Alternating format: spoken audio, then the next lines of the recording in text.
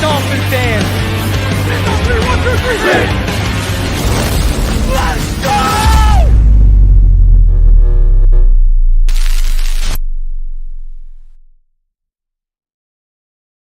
All right, huddle up, huddle up. We're gonna crank these engines up on one. All right? Wait, 80. Wait, set. Drivers, start your engines.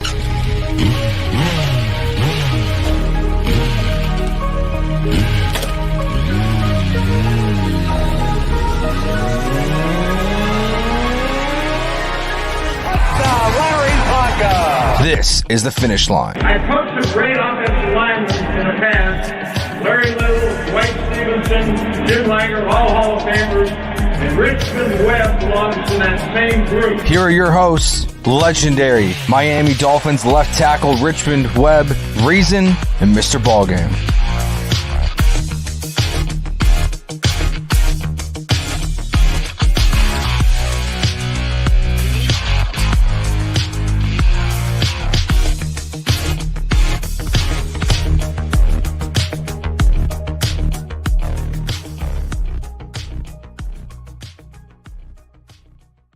What is good, Fin Nation? What's good?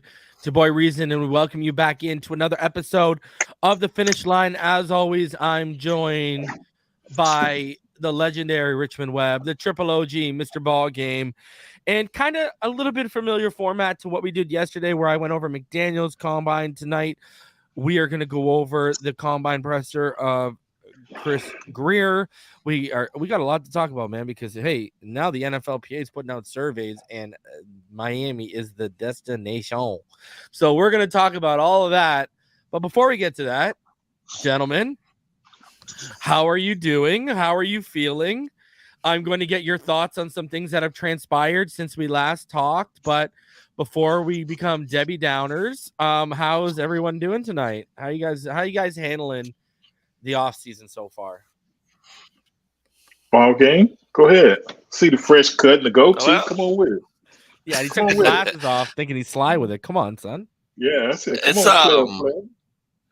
It's all good, man. It's been a fun offseason thus far for me, man. I like the fact that Miami is a preferred destination. I think the one thing people don't think about often is that the thought processes of players matters more so than the general fans' understanding of how serious this is, right? I mean, everybody get up every day and go to work. But people want to go to sometimes too.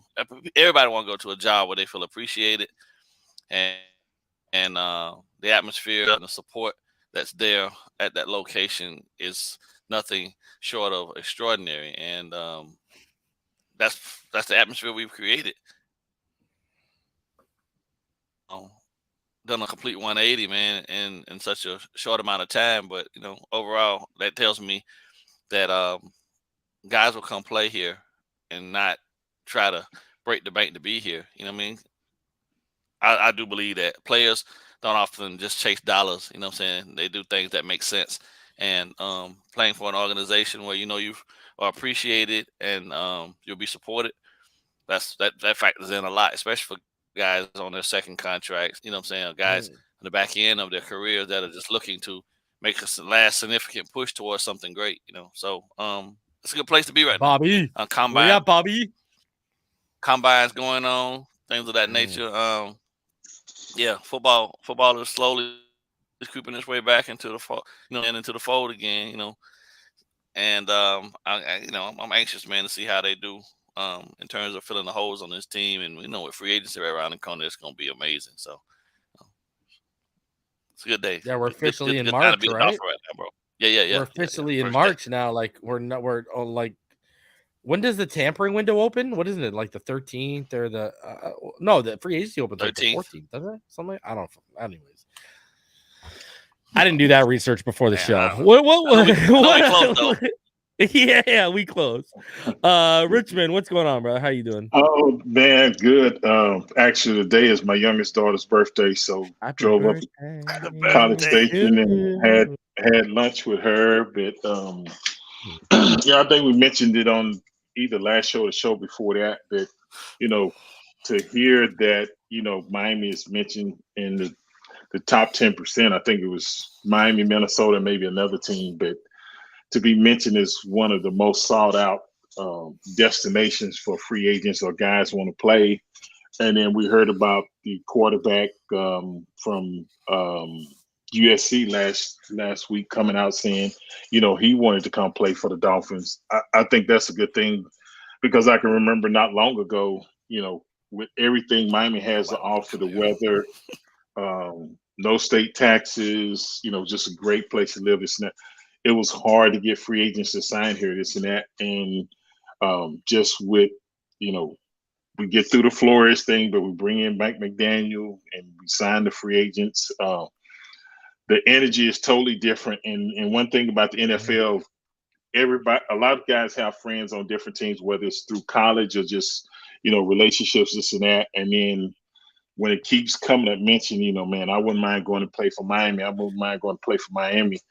That's a great thing because as a GM and that you recruit, but you don't have to recruit because everybody else is doing it for you. You know what I'm saying? So you can kind of nitpick and really a lot of times hone in the guys that you want to get. And, like BallGame said, that second contract, the first one, you just happy to get there, this and that. You really don't know what's going on. And then you start to figure out, this team does this, but this team doesn't do this or this and that. And you'd be like, well, man, that's kind of jacked up, because I can remember when I first came in the league, I thought it was just straight across the board. No matter where you went, everybody was, kind of treated the same, but that's definitely not the case. And so with Miami coming to the forefront in a positive light like it is, I think it's just great. And I think, man, it's going to put us on that path to get where we all want to get, playoffs and compete for a Super Bowl. So this just makes it a ton easier. And especially with this survey coming out by the NFLPA right before free agency, they can say, hey man, I ain't never think about that. I listen. First of all, happy birthday to Gerald. He's 59 years young today. Happy birthday Gerald. To you, Yes, sir.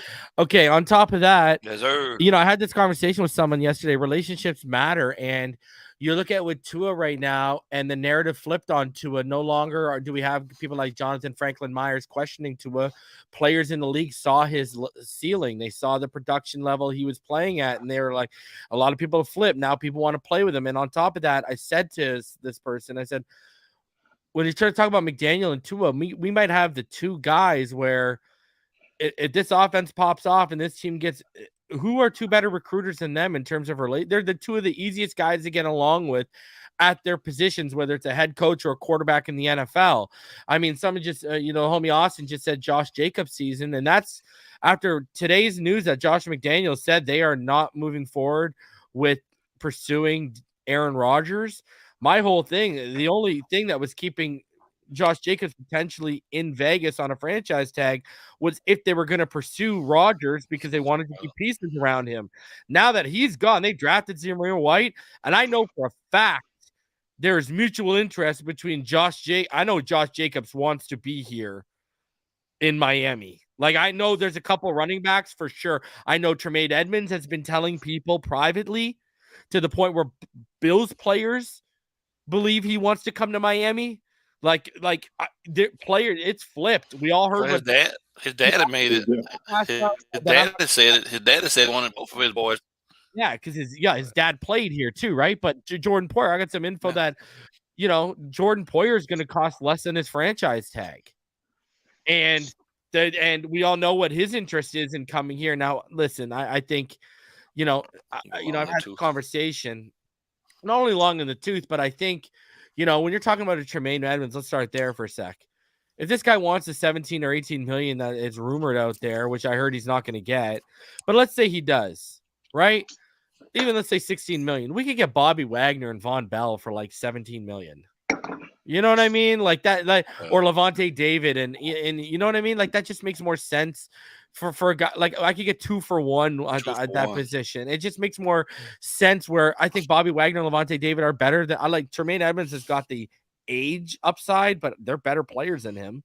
They're more proven players than him. You know what I mean? So, I don't know, man. But back to what Richmond was talking about, relationships matter. And when you look at Tua, when you look at McDaniel, I mean, how badly did Debo want to come here last year because of McDaniel, right? Mm-hmm. Like, I know, someone asked us in the comments what we thoughts about free agency and the offensive line, and we'll talk about what Grier says today. But the more and more, I don't think they're going to break a bank on a guy like Mike McGlinchey unless Mike McDaniel goes to bat and says, I need this guy.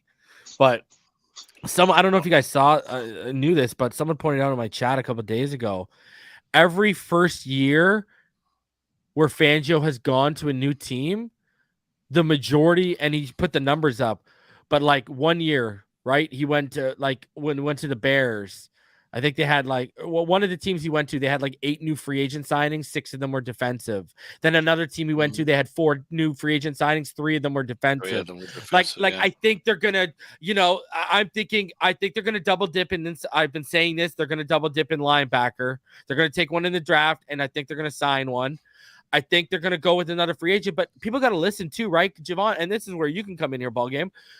Jevon Holland, when he talked about Vic Fangio coming here, he said, hey, listen, I played in a defense similar to what Fangio runs when I was at Oregon.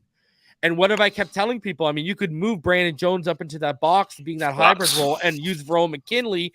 And Verone McKinley was Jevon Holland's partner in that defense. Right? You know, so and McDaniel, I don't know if you saw yesterday ball game, but a portion of McDaniel's presser, he was gassing up Verone McKinley.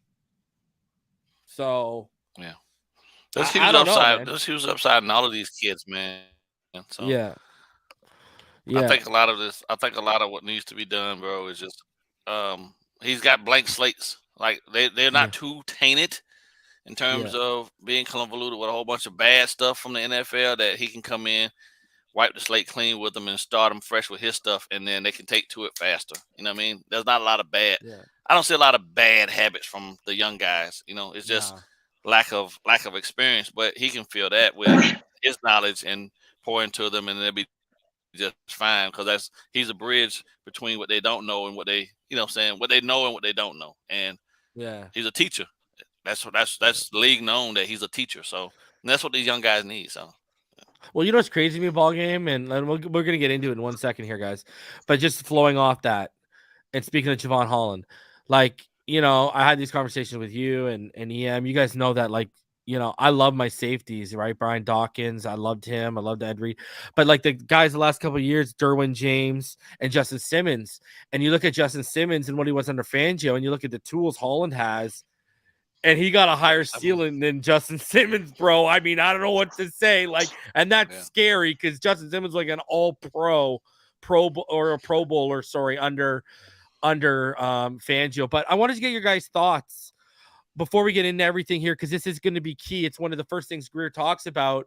We'll start with you, Richmond, because you played at that level, et cetera, et cetera. And I'm going to dabble in some McDaniel presser here. Okay. Dabble. And guys, the Byron Jones situations, you guys saw the tweets. All right. You guys saw what he said about the medical staff. I've told you guys privately what I heard last summer about the medical staff. Well, when the Adam Shaheen thing didn't go down, it wasn't that great. Anyways, and listen, I'm gonna dabble in. Here's the McDaniel dabble. I had questions. You guys know I've told you guys privately what I know about the Byron Jones situation. I've been open with you guys, transparent with that situation, behind the scenes or whatever, way more than I had been on people on Patreon and over here. And you knew right away. I'm sure when you guys read that, you probably said, reason ain't gonna believe that one. I'm sure that probably crossed your mind. And I've heard from week one, it's all about, like I said to someone, I'm sure guaranteed money is going to cure some ailments real quick right now. And this is where I was, guys. And this is where I stood. And I wanted to get your thoughts on all this before we get into Grier, because it's going to be relevant to how it opens up. McDaniel talked about it, and they asked him directly, hey, like, McDaniel implied he had no idea this guy couldn't run or jump. The severity of this stuff. And someone put out a video of him jogging, trying to warm up before the Bengals game, which was in week 4. I just feel like if he couldn't run or jump, this thing would have leaked. You know what I mean? Like, was he speaking in the sense of he can't run and jump the same way he used to be able to? Like, it's because of the injuries he's taken and all the injections? Is that what he was saying? Because if he was, you got to word it a lot better, brother, because you're coming out here and basically wording it like you can no longer run and jump anymore. And let's be honest, this is where I'm coming from, boys. I think he knew what he was doing. I think he killed his trade value, because I think he's trying to pick and choose. He's trying to get that post-June 1st designation so he can choose where he goes. Go pass a medical, go get some more money on a 1-year deal, maybe then flip it around into a guarantee and cash in one last time. But this just seems like McDaniel called him, Byron was the conductor of the train, and this organization and the staff, we supported him. Like, I'm looking at the wording that's going on here, and they even asked him, did he voice his concerns about the medical staff and the injections to you? And he said, not to me personally. What's your guys' whole thoughts on this Byron Jones? Listen, I'm not doubting the NFL has taken years off of his life. I mean, we know that's a thing that happens, okay? We can just start at CT and work down to body ailments and people, fingers and stuff not working properly anymore. But Richmond, what were your thoughts as a former player hearing this, but also as someone who's seen what's unfolded over the last 8 months, I guess. Yeah. I mean, I saw the tweets that he put out, and I think for me it sums it up when Coach McDaniel comes out and says, he didn't know anything about this, so this is just severe. I mean, I'll just speak. When I was playing, the head coach knows the status of everybody pretty much on the team, and he's being briefed by, if not personally, he knows. And every morning, right, Richmond? Every morning, usually, right? I would say at least every morning, because by Wednesday and Thursday are your two most important days that you get your practices in. So you got to put out an injury report, whether that's for Vegas, the NFL, or whatever, who's questionable, who's probable, who's doubtful, this and that helps Vegas set the line for the games. And if I could be wrong, but I thought a couple times during the season before it was over, they thought he was just about ready to go, and it kind of announced it, and then it was like, kind of shut down again for it. So for him to say this is new to me, I actually believe it, because if he was struggling that bad, or he was in that bad of a shape, he would have never put that narrative out there that, well, it's a chance we could get him back by this date or whatever, and that never happened. And I think it was after the bye that Richmond, it was kind of brought up. And Richmond, he didn't have a torn Achilles. Remember, the word was coming out. We were hearing behind the scenes that he was being shopped because they wanted to make a move for J.C. Jackson. They're trying to move off that contract. And Richmond, he didn't get the surgery it was a cleanup procedure, right? And he didn't get it in January, Richmond. He got it in March, basically to guarantee his money, because it was right before the date kicked in. So, I mean, it was calculated, Is it like you've had agents, you've played in the league, Richmond? In your opinion, how do you view this? Is it? Would you agree? Yeah, calculated? He's controlling the narrative. I mean, that's the way it looked like, because I know during the season, even when you're injured or whatever, you coming off an injury, reporters going to ask you, how you feeling? What do you think? Are you 50%? Are you 80%? Do you think you'll be back by this game? They're going to ask you questions, and you don't kind of answer. So if he was hurting this bad, it seemed like it would have came out during the season. Man, I can't run. I can't jump. This and that. I don't know. My career might be none of that from September to the middle of February. And now it comes out that, I can't run, I can't jump, and I bet everybody in the this man gave him the over the shoulder stink eye, bro. What is that?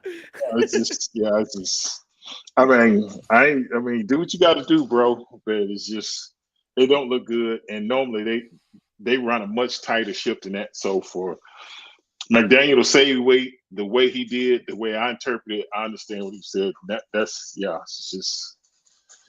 It's he playing the game. So I guess do what you got to do, bro. That's all I can tell you. That's my opinion. I follow in line. BallGame. What are your BallGame don't got the same opinion as us. Here we go. Get ready, baby. Let's go, BallGame. I think the whole him having the surgery prior to the date was calculated. Okay, yeah. Right. I mean, you gotta be smart, and in this process, right, the business side of things, right.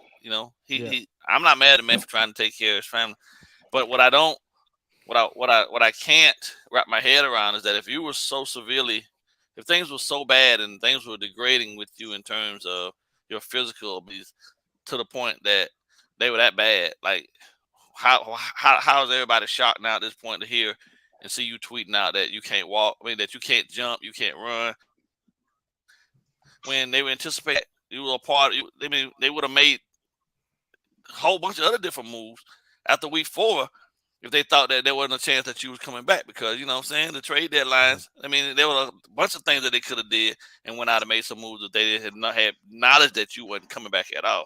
That didn't happen. And Hayden, to some degree, I don't know if our guys go ahead. Well, no, I just said Joe Hayden. I don't know that our guys are the best, but I do know that they Yeah, but I do know that, you know what I'm saying, they do try to do their best to ensure that these players get the best treatment possible, and maybe I thought personally that from a guy who had been, had dealt with some injuries previously in Dallas and things of that nature, that maybe this, him trying to come back and coming back a little too early, he started, because when as an athlete, when you get to a certain point, your body starts to break down on you. It's hard to fathom that you can't do physically the things that you used to do, but you make an adjustment and you do the best you can. You know what I mean? And we see guys do that all the time. I just believe that Byron is looking at the whole thing, saying like, I want to play. My body might not let me play, but I can't let nobody know that because I still feel like I can still get me maybe one more last shot somewhere. But had you just come back and been honest with us up front about what's really going on and where we at, some things might have been done, but now to try to paint the narrative as though we just left you out here and that you can't do any of this because of shoddy medical attention. I can't subscribe to that. I'm always about the players getting their money, but at the same time, don't bash the organization if the organization is fully fully believing that you still are going to be a part of what we're building here and that we don't have an issue with giving you the time to get there. But then you don't show, you don't do anything. You just completely just not even, not even remotely involved in anything. And you've isolated yourself now, and then you come out, drop the tweet, then you remove it. You know what I mean? But that's too late because you put it out there. Somebody clipped it, and the next thing you know, it's back out there viral again. It's done deal now at this point, and now you ghost. Ain't nobody heard from you. Then with retirement talk and all this other type of stuff, and it's like I don't know, man. I just think there's right ways to do things, wrong ways to do things, and I think he is largely on the side of the wrong way of how he did it.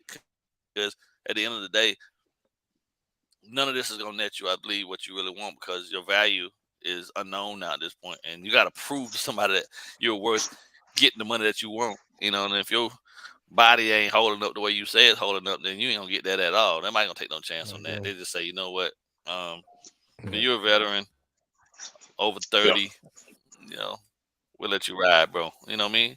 Okay. So it's a tough one. But you bring up a good point, BallGame, because I was just thinking, like you say, you got to sell a team that you're not hurt and this and that, and you're ready to go. Mm-hmm. And then the team can look at it and say, okay, if you did this to Miami, what are you gonna do? You might do the same thing to us. You might get here and it's like, you brought up a great point.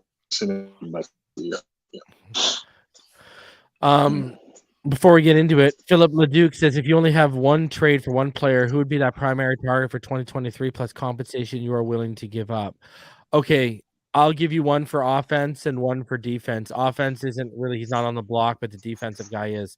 On offense, because it looks like they're going to be rolling with Kyle Trask and looks like they're going to be trying to do a light rebuild, I'd try and swoop in and trade for Tristan Wirfs right now. And I'd give you my freaking second, one of my thirds, or I'd give you the second this year and a first next year. I don't care. Wirfs I'd pay for. Now, realistically, a guy who's on the block, I know people are kind of afraid because he wants a little bit more guaranteed money and he wants a new contract.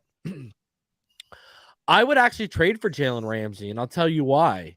I would trade for Jalen Ramsey and I'd move off Xavier Howard after this year. Xavier with the expectation. Hold on. I would trade Jalen Ramsey with the expectation I'm moving off of Xavier Howard after this year because he's going to be into his 30s. He looks like his body, specifically in his groin area, continues to have nagging injuries and those type. It looks like his body's starting to break down a little bit. And you could do that transition where you got them both for 1 year. And if Xavier Howard's body holds up, hey, you could visit it for maybe a second year, keep them together. But I would transition into Jalen Ramsey's my corner at one after year one. All right. So because, X, he would make that could be special for 1 year. If we're trying to win this year, that would be my plan. Okay, I'll trade for Jalen Ramsey. He makes Jevon Holland. I don't have to go pay big money for a safety now because the field's split in half, and I can go use Brandon Jones and Verone McKinley with Jevon Holland up there, and it's going to be a lot easier for everyone involved. Right. So, it's a 1 year, right? And that guaranteed money that I'm hitting him ain't hitting us this year. That's hitting us when X is off the books. So you could structure that, and you could transition to Jalen, because Jalen's still one of the best in the game. So that's what I would do. I mean, those are two guys that would kind of make sense. One realistic, one not realistic. I don't know if you guys agree or not, but I don't have an issue at all, man, with a possibility of moving to go get a guy like Ramsey. I mean, we've seen how specialist back end can be when you had Jones locking down the number 1 and Apes was able to freelance against the number 2. And that, I mean, I keep saying this over and over again, but I don't think people really understood that. I love Xavier Howard, don't get me wrong, but you know what I'm saying, Xavier Howard was also a guy that had his best seasons when a guy on the opposite side of him just got his lunch pail and came to work every day and did that job exceptionally well. You see what I'm saying? And gave him the freedom to be that ball hawk. Because let's be clear, in a secondary, right? If you're a secondary coach or if you're a defensive coach, ball hawking is the last thing you really want a player to do. You want a player to stay, 1, true to the assignment, 2, don't leave the other guys that are depending on you to be true to that assignment out to dry. Then the third one is just get the ball if you can. You see what I'm saying? But he does it in reverse. He's a ball hawk first, and then if the coverage is favorable for him, he'll play it. And then lastly, I don't think he's at any point thinking about who else he's leaving out to hang out to dry. X is doing X. That behavior is not acceptable. You know what I'm saying? But because he got the interceptions, and you know what I'm saying, there's a trade-off, right? The turnover was for the playing out of the scheme type of thing, but then the other complete side of the ball is locked down, ran exactly to perfection, and people will say, oh, well, Jones, you know what I'm saying? All we need is a guy over there that's willing to do that, and Jalen's younger, a couple of years younger, so I don't have a problem with that at all, because you improve yourself still, but you still have yourself a true. And let's Trill get fully healthy, right? Yeah. Right. Needham can get fully healthy under a 1-year contract. Let's got young guys like Trill continue to develop. Cater can man the slot, and it keeps our back end young. We don't have to go spend big money on safety. We don't have to go get a big ticket item at safety, because he'll allow us, at least for year 1, to split the field in half. The way teams are structuring their offense and now moving into these more spread sets and things. Your boundary guys, they need to be, at least, in my opinion, nowadays. I'm not putting a guy on the boundary that's not a true 5'11", 6 foot and above, because they need you. 5'10" guy has to have exceptional athleticism to be able to deal with a guy that's a true 6'1", 6'2" that's jumping out the gym. You know what I mean? And I'm not saying that guys shouldn't, but a 5'10" guy is built a little bit different to be able to deal with a slot position, as opposed to being out there on the edge where these 6'2" monsters out there, you know what I'm saying? That's a lot to deal with. So, bro, that's why I want Keeley. Keeley's got that rare combination of length and athleticism. Like, imagine that. Imagine I like Witherspoon too now. I like Witherspoon out of Illinois. But imagine if you go get one, or like Emmanuel Forbes. Right. Imagine you go get one of those kids. Right? Imagine you go get one of those kids at 51 because they fall in your lap, and you've got Jalen Ramsey, and you're projecting internally to move off X anyways, and one of those guys can learn for a year under those two, and then slot in for Jalen and slot in for X opposite Jalen year 2, buddy. Or like you're hitting the ground running. That's how you. That's how you build to the draft and keep winning. You replenish to the draft, and you get those guys ready. You draft them a year early, so they can learn, and then they step in, boom, hit the ground running, bro. So anyways, let's get into Grier. Then Big Nickel is your true set. Go ahead. Yeah. No, go say it, BallGame, and then I'll get into it. No, the Big Nickel then becomes the prominent set, because then you can walk Jones down into the box, let Verone play up there in the true strong safety spot with Holland over the top, and then you got the 2 outside corners who are basically locked down.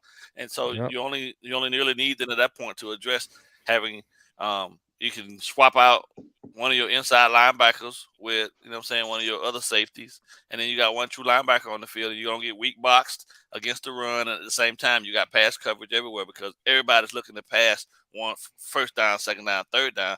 It's the teams that essentially come out and run on first down that you got to be ready for. But even in that set, you're still big enough with the size of your safeties, and, and in coverage with your 2 DTs up front and your 2 ends to be able to not get weak boxed and still be able to play the run and the pass and have maximum pass coverage all over the field. And yeah, but we just got to get into that. Grier got to be thinking that way. Go ahead and get your guy now so he can sit a year. And if you're gonna make the move, go ahead and pull the trigger and bring Ramsdale in. Fuck them picks. You know what I mean? You give them away next year too, but you're already reloading and restocking up so that, you know what I'm saying, at the end of the day, if there's a guy that you want now and he's not happy where he is, the money don't count. The money don't cost nothing this year. You just restructure it for later down the line, but go ahead and get the guy now and get him in the house. And he'll be fine anyway, because at the end of the day, he coming to Florida where he ain't got to worry about no income tax. So, and you might not have to pay him as much if he was going somewhere else. You know what I mean? Because he's gonna get more coming to him without the taxes. So, but, all right, let's do it. Let's get into Grier here, and we're gonna go over. We're gonna stop and start here, and we're gonna go over everything he said here. Give me thumbs up when you can hear it. You can hear that? You guys are good?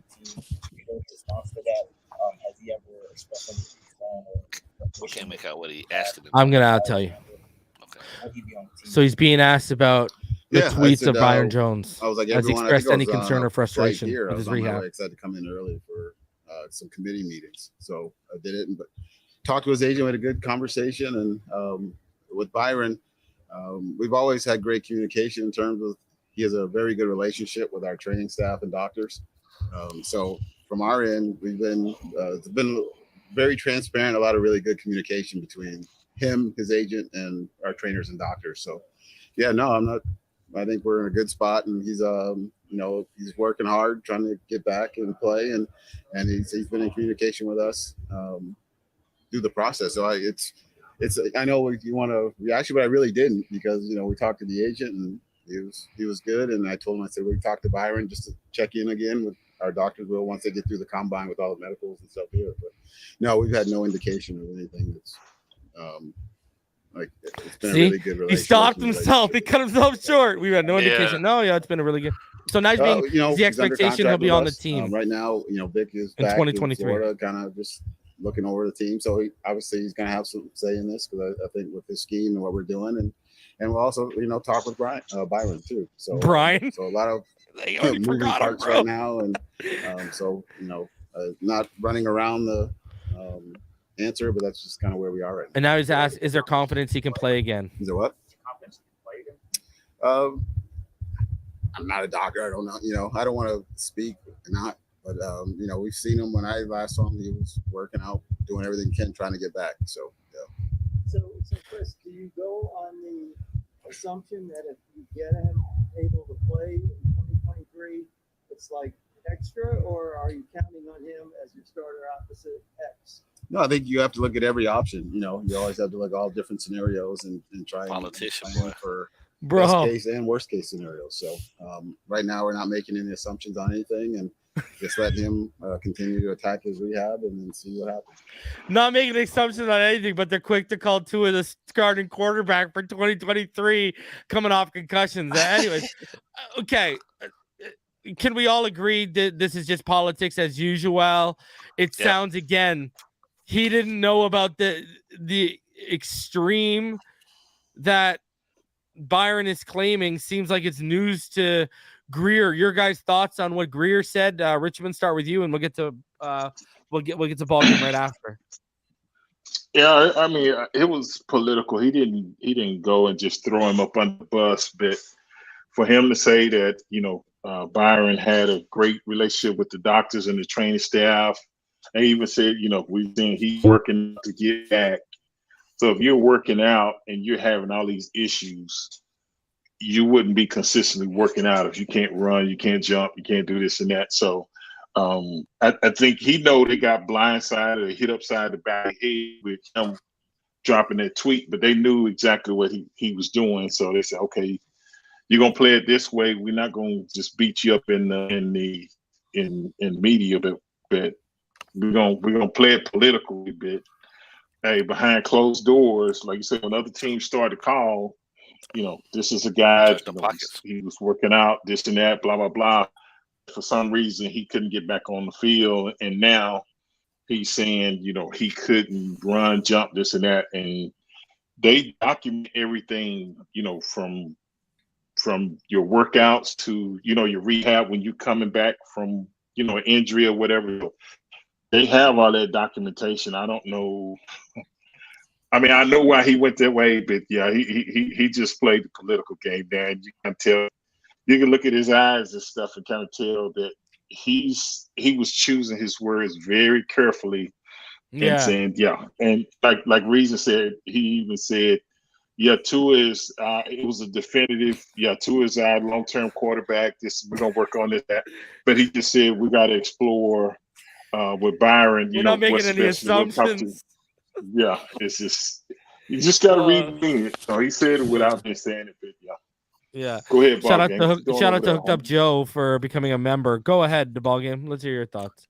Yeah, I don't think at any point it does any organization, especially with all of the positive publicity that the Dolphins are getting now, to go out there and badmouth a player. Right, the guy pretty much set himself up to.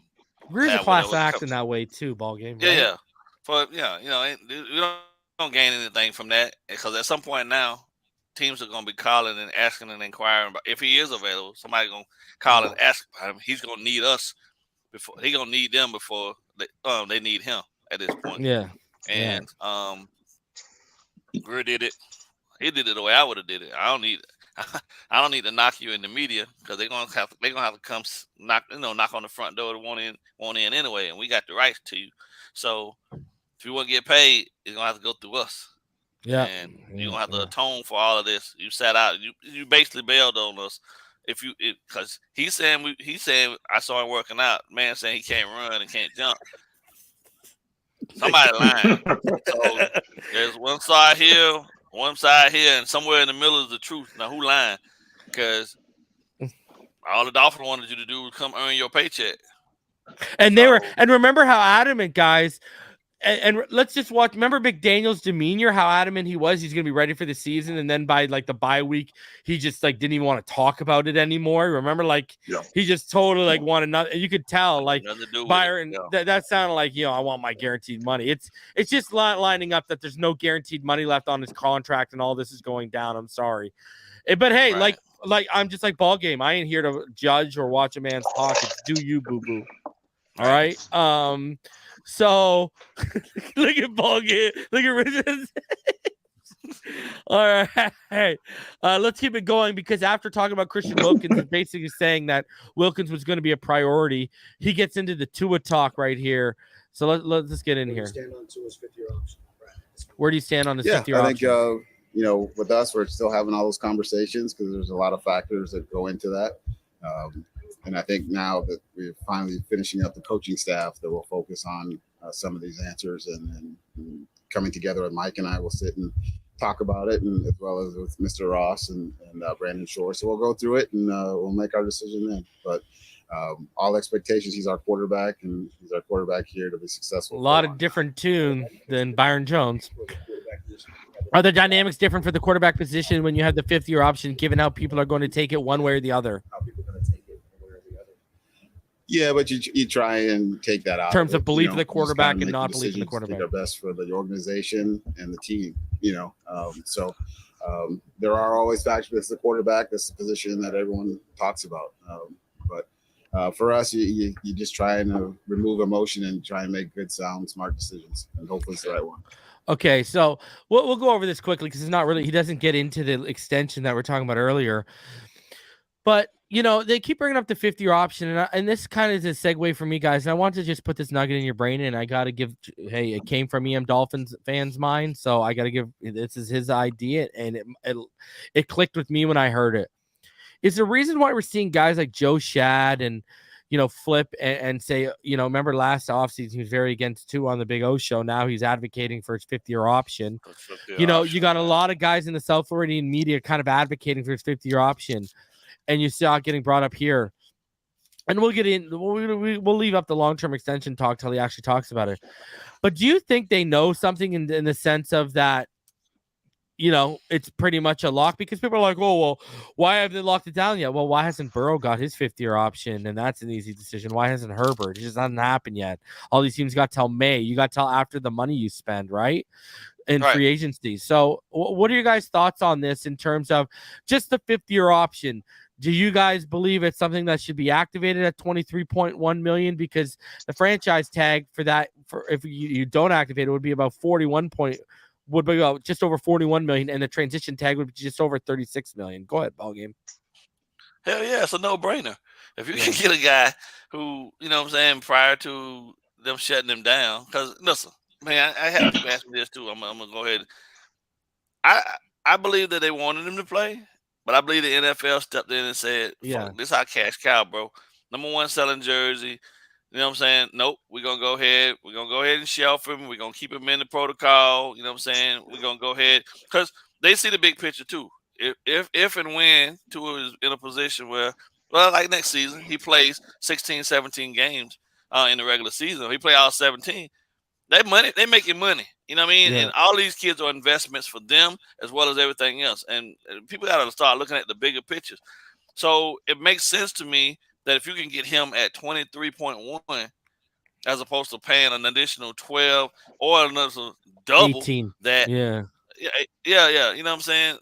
18. Yeah. You do it early, and that way you can go ahead and put some other things in place and that need to be handled. His new agents are the same ones that got Watson that new guaranteed contract. Yeah. I mean, but yeah, you still got to deal with the fact that him being a number 5 pick, that option is there. So you take the option and hope that you can come to some type of agreement long-term down the line that's not going to completely break the bank. Now, obviously, if he has a season and he has the next 2 seasons that we anticipate him having, you know what I'm saying? At some point, you say that, okay, the man earned the money, because I think every year he's gotten better. You know what I'm saying? And there's no denying how brilliant this offense is when he's on the field. So at some point, the Dolphins going to have to pony up. But you don't have to, if you ain't got to do it right now, and you can get him for the cheap, you do it. You do what you got to do to continue being able to move other pieces on the board. You know what I'm saying? Because if you don't do it, then you stuck like the Giants are with Daniel Jones, and you're looking at, damn, do we start over? We give him this 42? He wants 35 to 40 million apparently, and the guy threw like 15 touchdowns last year. Man, yeah, you know what I mean. So, and Tua looks like if he plays a full healthy season, he's going to flirt with like 4,500 plus yards and like 40 touchdowns. I mean, that give him more than that. And Barry Jackson made the point, guys. Listen, I know it's by injury and no one likes it, but we did dodge the Pro Bowl bullet because he would have been in the Pro Bowl naturally because of the Super Bowl matchup. So, and that would have cost that would have been a $28 million option instead of $23 million. And $5 million's a decent player, right? Like, that's not a jabroni. What are your thoughts, Richmond, before we keep going here? I think the numbers say it itself. Like you said, if you can sign him for 23, that's almost like a 50% discount. And from what he's saying, it's a long term. So if you secure him with that 5th-year option, and the way and you've had this kid for 3 years already, so his work ethic, he's gonna bust his ass to get ready to do everything possible, be ready. It's been proven if you've watched it, and I have. So I think he's gonna do everything. That's why he's doing the judo and stuff now. He continues to do things to make him become a better player, do this and that, and address issues that he might have had the previous season before. So if you get him to 23 and he goes through this year, you basically know issues like BallGame said, 16, 17 games. Well, now that 5th year, even though you got him secured, you start negotiating for your long-term contract, and then that brings your average down and your salary number. So that's the way I would play it.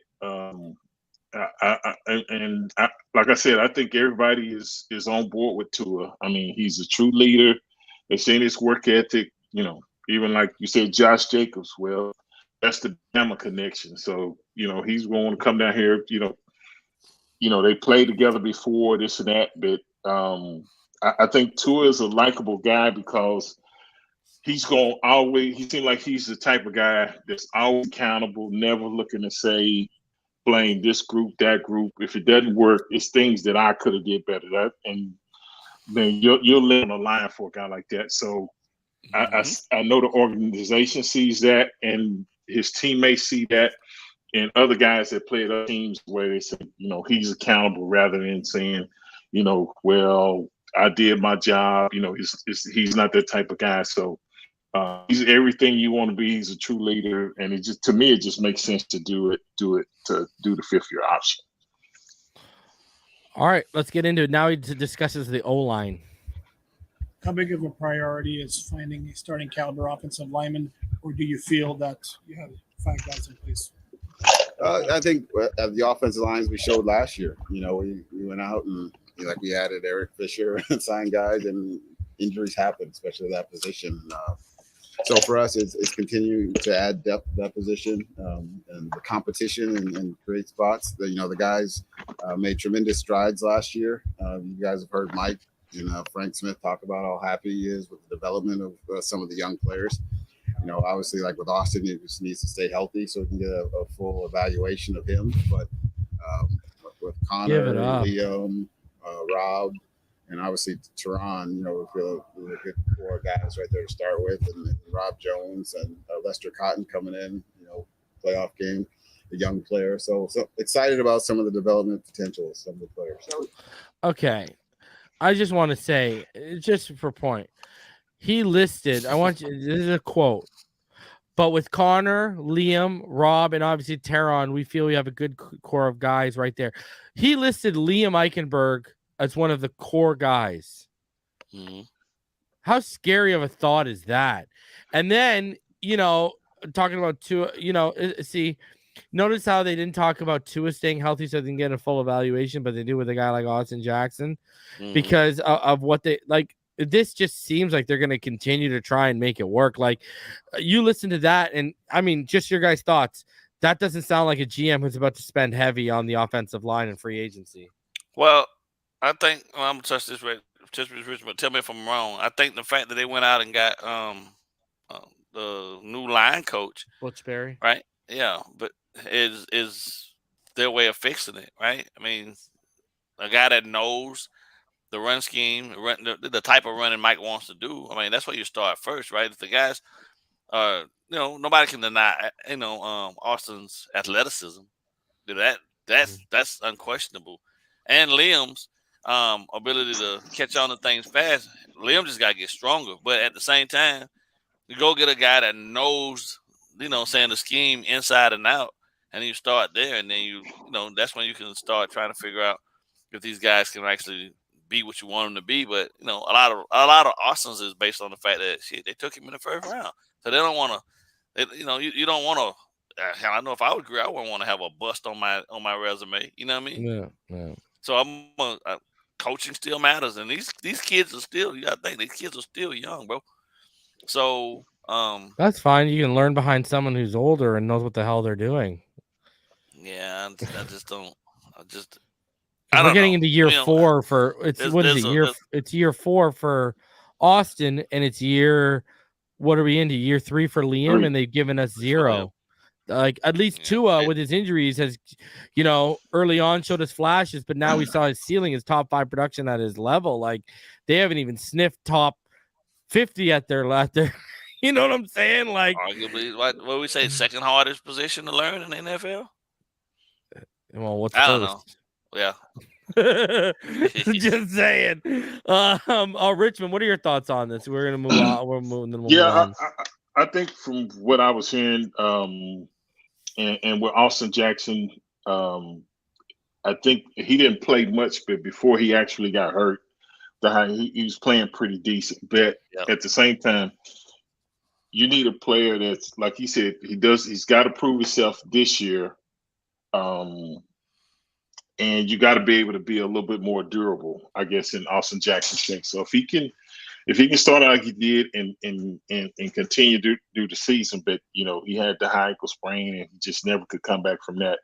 I don't think he was going to throw both of the young guys up under the bus at the same time. So I think that's why he possibly put Liam in the core guys or whatever. Excuse me, but I do believe I don't think he's going to break the bank because he went out and got like Teron and Connor last year. But I do think he's going to try to find some guys not at that level, but good, solid guys that can possibly fill a couple of positions or at least come in and compete and say, okay, we're going to go with this guy as a starter, this and that. And maybe you if Austin can't win the position, and you can either release him or try to trade him or whatever. But I think he's going to bring in some guys. I just don't think it's going to be on the Teron Armstead type level, maybe a tier. So because I think with this offense, you can get away. It just needs to be a good, solid group. It didn't have to be just the best in the NFL. So, but look at what Jack Dempsey said, Rich. I mean, he said, "I hate the position flexibility thing. I get it, but bad play is bad play. Doesn't mean anything to me that you can play poorly at multiple positions." Like, he's 110% correct. Yeah, but we all can agree though. Austin was playing fairly decent before he got hurt, though. I mean, he was okay. Yeah, he was okay. Yeah, he was okay. Yeah, he was okay so long as he wasn't as bad as he's been in the past. Yeah. But he was when he came back. Oh yeah, I don't think he was. I don't think he was healthy. Just like Liam started getting a little good before he got hurt, and then he came back and he was in SHIT show. You know what I mean? So. Yeah. Brother, like and like we're saying like okay, and we're like stretching it. You know what I mean? Like we're okay reps in a game. You know what I mean? Like some. Well, I think the issue becomes the fact that like the money they're being paid and the expectations are so high at this level. But why are we being win now mode everywhere else except there? I don't get it. Well, it's not that we're not, but he's not going to give you the whole playbook right now. So I agree with that too. Yeah, he's going to tell you without telling you because it's more than everybody else listening. But okay, you've heard McDaniel and you've heard him over the past 2 days. If you're a betting man, would you bet they're going to go sign a Mike McGlinchey or Jawan Taylor and go lock in a bookend right tackle that could reset the right tackle market? Because they're coming off. No, I don't think that ain't happening. No, they might sign a right tackle, but no, I don't think it'll be something like that. No. When really, I think that is something you should potentially do because again, you got Ofsted the 3-4 potential games. Armstead's going to be missing. Still going to have a stud out there. I think you got to bring somebody else in. You do got to bring somebody in that can be a starter. A good solid starter. I do believe that. Yeah. All right, let's keep it rolling. Back to Tua. When you talk about Tua being the quarterback for a long time, great question here. Does that include the thought of an extension? For Tua haters, listen closely. Yeah, I think all options, like you said, we'll go through it here. We're going to spend a lot of time here, and then that's a good thing. Is like we're not rushed to make anything right now, and so. We'll be in touch with Tua's representatives, and Mike and I and Brandon will sit and Steve and make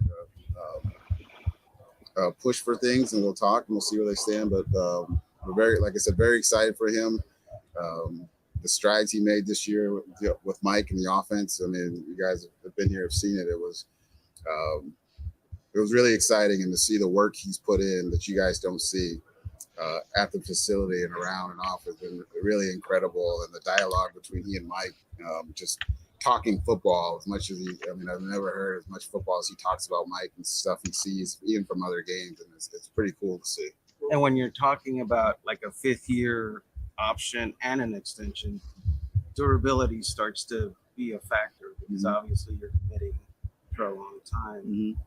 Do you have any concern about his durability? I can't lie and say no, right here, but it's not something that it's going to make us afraid to do something long-term with him. So, the one thing he's had, he's been banged up, but he always comes back and bounces back and plays hard and performs. So excited for his future. Excited for watching him doing all the work he's been doing. In the off season here right now to prepare for 2023, and he's very excited to get back on the field with his teammates. Hold on, let me backstroke into Tua haters' tears for a second here. Okay, now let me come back out of the pool. He just said, boys, that durability is not going to make him afraid to lock this kid down into a long-term extension. Yeah, well, I mean, anything. I don't got to say any more thoughts. Well, I don't know. I don't know why would it, because. Go ahead, Rich. Pat, I tossed it to you.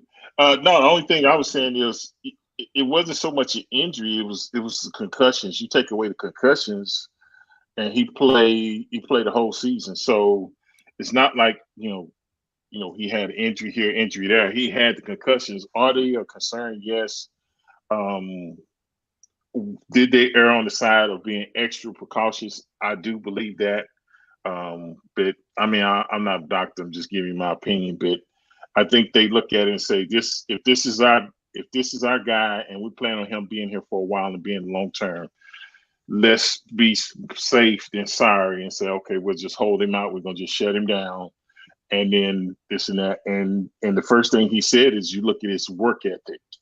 I think that's the thing that a lot of people don't look at is he's busted his tail, even from when he had the hip injury in college, for him to make the strides he did to get back to even play his rookie season. I mean, it was a hell of an accomplishment. So he's got the work ethic and drive. I think the only thing, and I don't know much about this new agent, but I think Tua likes, Mike McDaniel, the coach, the organization, this and that. But a lot of times in negotiation, I don't know if these guys are real tough negotiators that hold their players out or whatever, this and that. That's the only thing that concerns me. And I don't know, I don't know the mindset of them. But as far as them wanting Tua to be there and work a long-term deal, I believe everything he just said there. Ball game.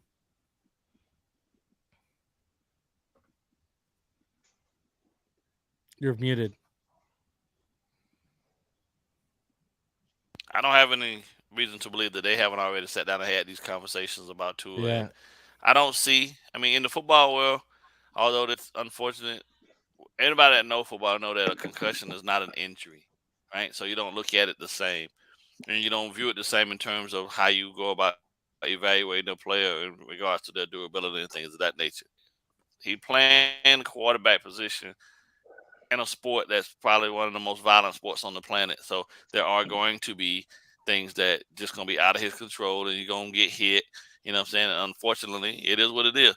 But I think across the board that they're looking at it from that approach of that, these head injuries, that's not something that's common. That's not something that we need to really wrap our minds around too much. And if it is, we'll give him a different helmet, make sure he gets through the protocol of ensuring that he has a better helmet to prevent those type of things. But at the end of the day, I don't think any of this has anything to do with the concussions. It has more to do with just the fact that they've seen the progression from year 1 to year 3, and they like what they see from him. And, he's born into what I always say is the magic year, the 4th year.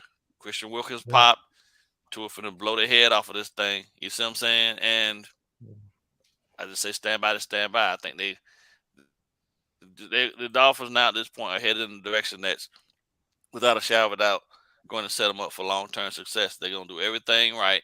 They're going to make sure that they take all the time to do all the proper steps to evaluate each and every aspect of this team. And the way they're going about handling this situation with Tua, I think it's just A1, to be honest with you. So, all right, now we're going to roll through here. You'd be crazy not to. Especially if at the right deal, right? Because I don't think he's going to break the bank at $50 million per year.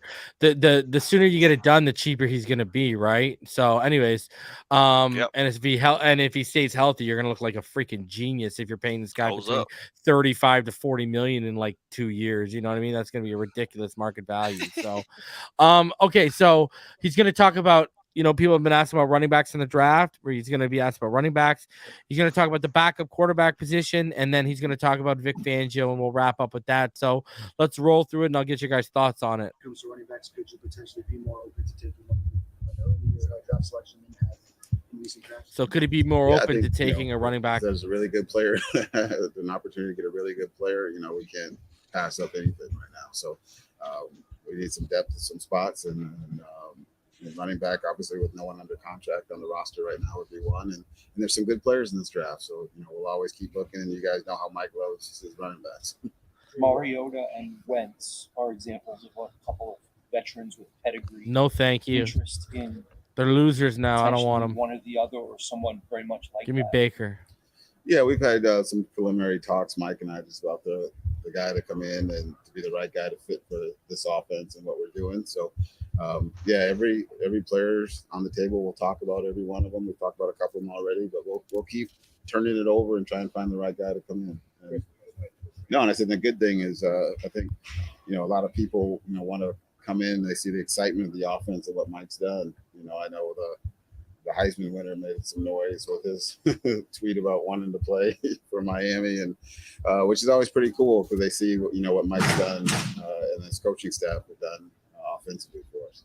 Chris, I was curious as you look to shape this defense and Vic Fangio's vision and mold of how important is priority of upgrading outside linebacker and safety this offseason. Yeah, I mean, you've heard how big of a priority is upgrading inside linebacker and safety. Jevon, Holland, as much as he loves Jevon, and get some depth to that position will help. We have a couple guys there still, and then obviously with Brandon coming back off, his injury at some point here.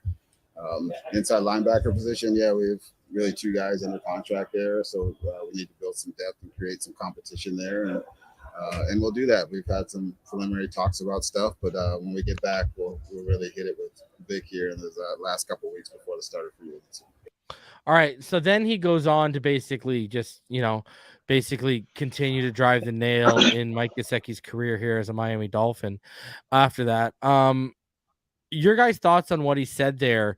A couple things, right? So, running back is on the table, even potentially taking him high, in a high draft selection than he has in recent drafts. He admitted that that's on the table. Talked about the backup quarterback position, and they've had the preliminary talks, and they're looking to get the right guy to come in. Talked about how, people want to come here, the excitement of what's happening and that's something we've talked about. Everyone was trying to talk about, tank for Caleb, when we were saying, no, this is a story about how badly players want to come here, how much of an environment people see it, that this is one they can thrive in. And then when they talked about Vic Fangio, he talked about inside linebacker specifically and how many they have under contract. And the word out of Indy today is they've been meeting with a lot of linebackers. Trenton Simpson out of Clemson, he said that he met with them. So they've been meeting with linebackers today. I've heard a couple other names that they met with. What are your guys' overall thoughts on what he said there? Yeah, what are your overall thoughts, BallGame? Well, I think he's just staying true to giving people an understanding that they're going to do everything in their power to ensure that the best roster is assembled. We know we got holes. We know that there's some depth issues, and we got some that need some competition. So they're going to do their due diligence to ensure that those needs are met, and they're going to scour each and every player that they think can fit and come in and help us right away. You know what I mean? And like he said, we only got two. We only got two linebackers at this point. You know what I mean? Under contract. So you got a lot. Do you see them double dipping, BallGame? That's a lot of. Do you see them signing a free agent and then going into and using one of that second or one of those 2 third-round draft picks? You damn near have to. Yeah, you damn near have to. Yeah. The only starter you got out of the entire group is Jerome. Now I heard Mike talking about how anxious they are to get Tyndall on the field, and and get him up to speed and see how he can help and contribute. But at the end of the day, they're still only 2. So you got to bring in at least 4 more guys. Yeah. I mean, just to be able to fill out a room where they can have some competition. So, and then the running back thing, that's a no-brainer.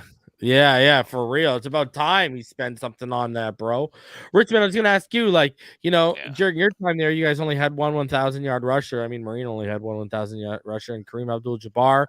You told me and BallGame privately how much you guys, thought Cecil Collins was going to be that dude. And then the importance of a backup quarterback. Richmond, you saw Scott Mitchell and all those guys firsthand. What are your overall thoughts on? It really seemed like they want to find the right fit. They just don't want to go out there and just throw someone over there. What are your overall thoughts on what he had just said? Yeah, I think the process has already started. I think they've already highlighted a couple of guys that they probably already want, but he can't mention those names now because free agency hadn't started. But I think he's already had talks with Mike McDaniel. Like you said, if they're at the combine talking to a bunch of linebackers, they're already in the mode of saying, okay, they list them from, at each position, the top guy, this and that, inside, outside, whatever. And they'll probably say, okay, we figure if we got this pick, we'll have an opportunity to get this guy, this and that. And if that happens, they always, reevaluate during the draft. But they've already started on the process. So I'm sure they got a couple of quarterbacks they're looking at. I think they want to possibly sign some of the previous running backs we had. But if not, they're going to be looking in the draft or to bring in guys to fill those positions, this and that. So I know Chris Grier and they've seen the leap that we made last year, and then along with bringing in Fangio on the defense. And then the thing you said earlier about, Jevon Holland said he played in a defense similar to that. So I know he's licking his chops to say, man, if I can get back in this defense. And I remember even before he came out, how you was talking about Jevon Holland. We need to get this guy. We need to get this guy. Before I even knew who he was. And to see the player he's been in this system, imagine if he gets back in the system that he loves and then add a couple of pieces. Man, this defense, we talk about the no-name defense or whatever, but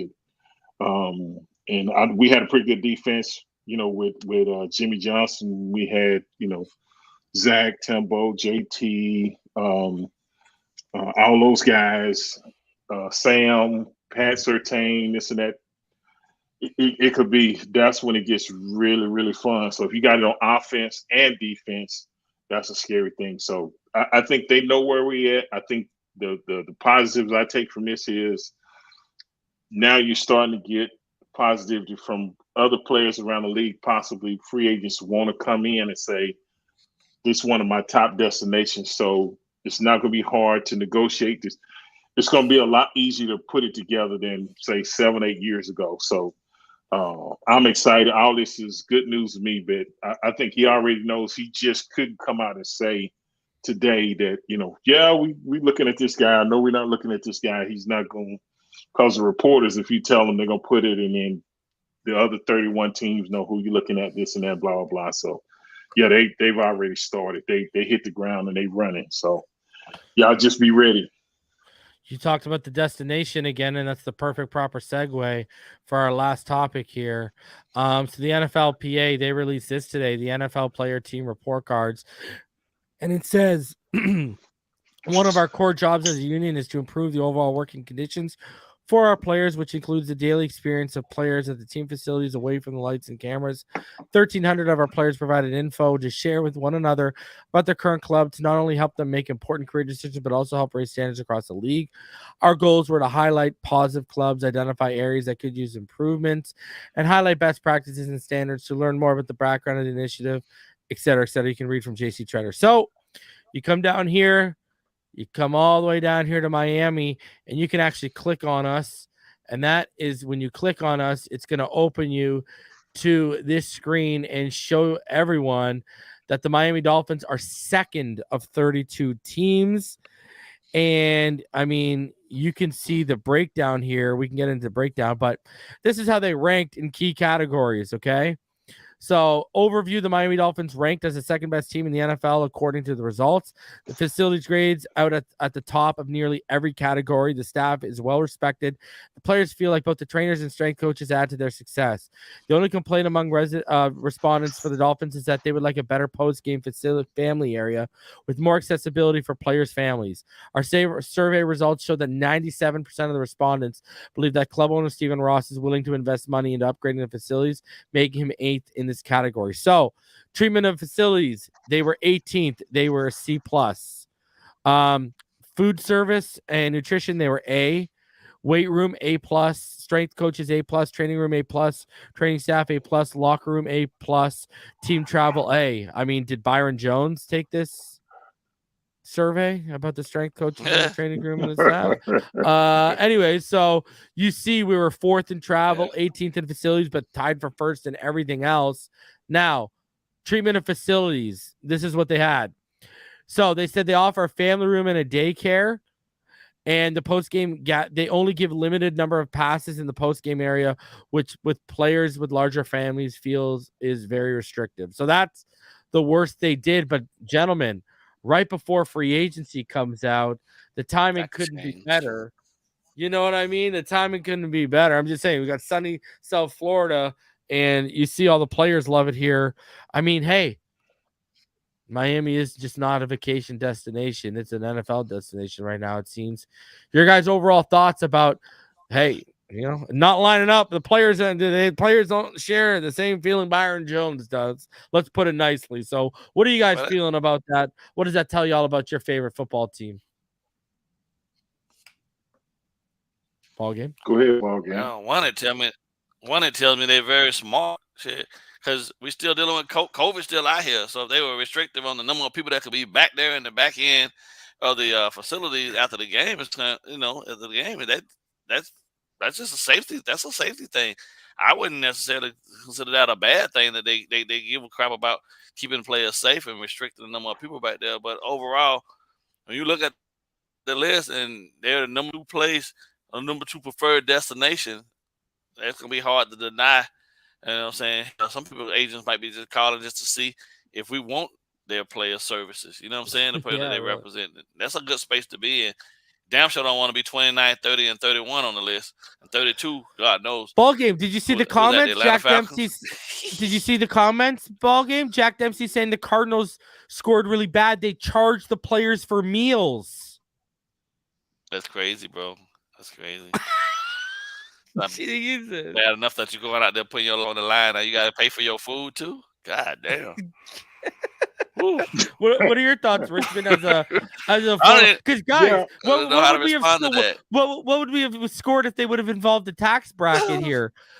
Richmond, what are your thoughts overall? I mean, you played the organization, different time, but it seemed like the only issue was restricted player passes, and I can remember. I think we got 4 passes for family, this and that, and most guys, your family is not that big, and you got to make a decision sometime. Who's your immediate family, this and that? And I know some guys would give them to their agent, or say if your boys coming to the game, this and that, blah blah blah. So, and a lot of times if somebody's not using them, you can get 1 or 2 from this and that office. So if you're a family and you married and say it's 6, you got 4 kids or whatever, normally you can get a couple of extra passes to get back there. So that was, it sounded like it was kind of nitpicking to me on that, but for them to get A's and everything else, that's a minor little deal. Rather than saying, if it was like, your wife or something got to breastfeed the kid, as long as they got places for that or something like that's different, but just, you need 20 passes for your crew. No, that, come on, man, y'all chill out with that. But for the most part, that's not a bad deal. So I'm very happy with that. We're rolling deep up in here, Richard. What do you think it is? Yeah, who running around with an entourage, man? I just need 3. Yeah, me, you, and BallGame. That's 3-piece. That's it. Yeah, that's it. Breast, wing, and a thigh. That's it. I ain't even gonna ask which one I am. All right. No, don't do that. Yeah. All right, gentlemen. You're definitely guys, white meat, though. Maybe I do a leg thigh and a breast, or a leg thigh and a wing. That means I'm the breast. All right. By deduction, bro. Color by deduction. All right. So, guys, I'm not going to be around tomorrow with Neil is in Orlando, and I am driving my wife and sister and her sister to the airport to fly to our place in Orlando tomorrow. So everyone's going to be in Orlando except me, stuck with my kids. So tomorrow night, I won't be live, but you can expect me on Friday or Saturday, guys. I will be back. Always a pleasure, Richmond. BallGame. Always a pleasure. Great conversation. Hope everyone enjoyed it. Please, over 350 of you still in the room, smash that like button. Subscribe on your way out. We were only like 10 away from hitting 10,800. So we're about 210 away before this stream started from hitting 11K. So let's get to 11K on our way. I appreciate each and every one of y'all for coming out and spending some of your Wednesday night with us. Everyone, stay happy, healthy, safe, and blessed. Enjoy this time. It's hump day, but it's over, and now we're on the other side towards the weekend. So, and the combine is this weekend, ladies and gentlemen. So, oh baby, it's the best time of the season right now. We're getting into draft season, right? Draft season, free agency, it's like Christmas. So here we go, baby. Exactly. So everyone enjoy the combine. I will see y'all on the next one. Until then, fins up, man. All day, every day. Fins